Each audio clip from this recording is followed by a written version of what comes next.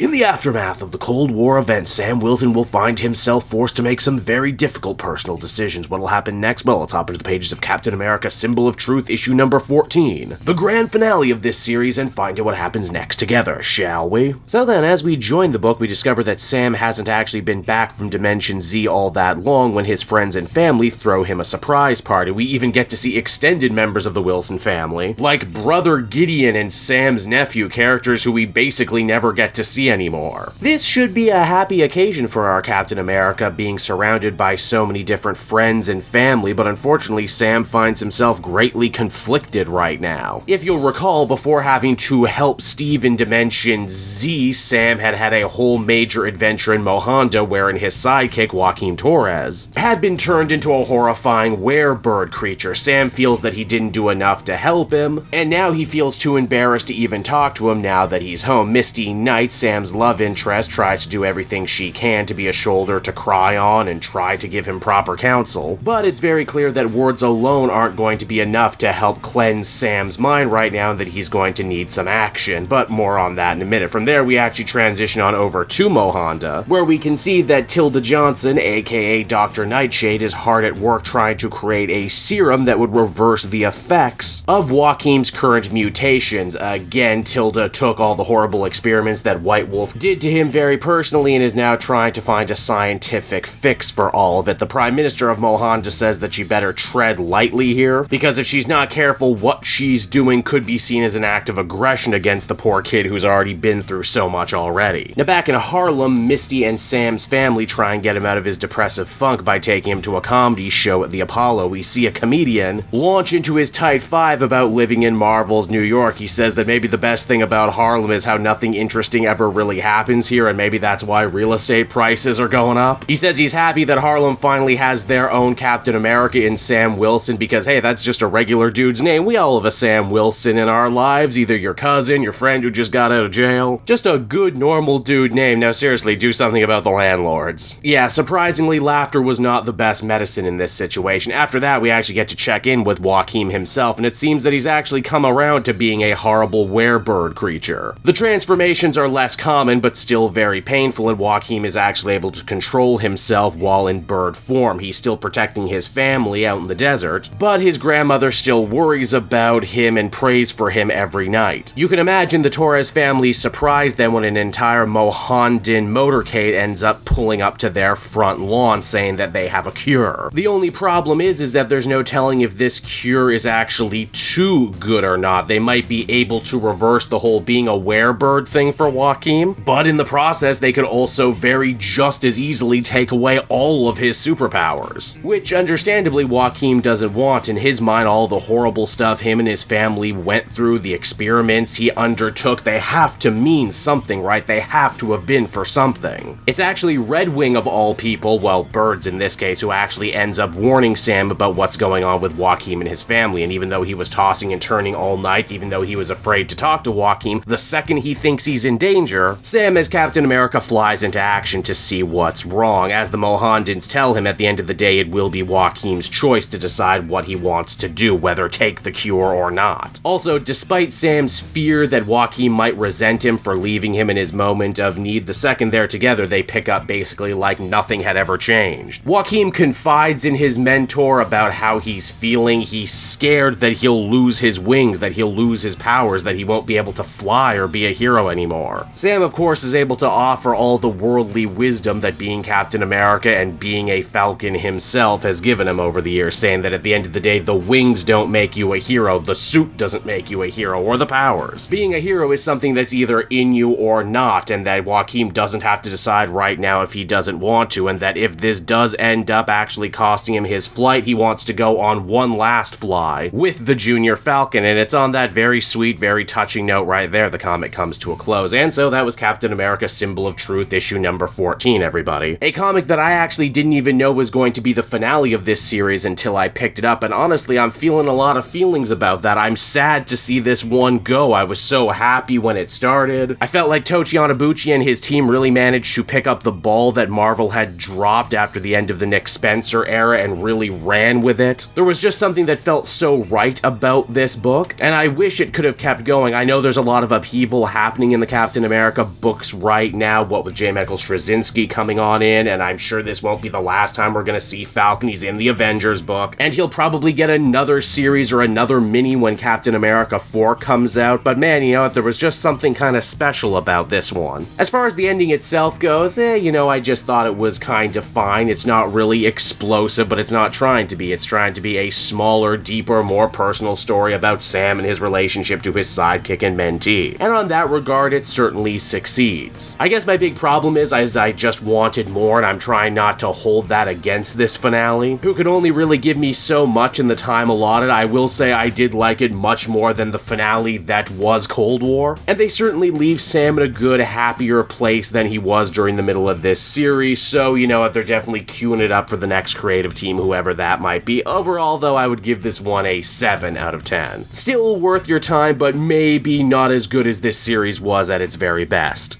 Hey there everyone, it's your old pal Cape Joel again, thanking you so much for watching to the end of the video. I hope you enjoyed it, and if you did, why not check out my Amazon link down in the description. Yes, that's right, the Cape Joel channel officially has its own Amazon storefront now. You can pick up a comic or anything else for that matter, and if you did, you'd really be helping me in the channel. So with that out of the way everyone, I will see you again next time. Bye-bye.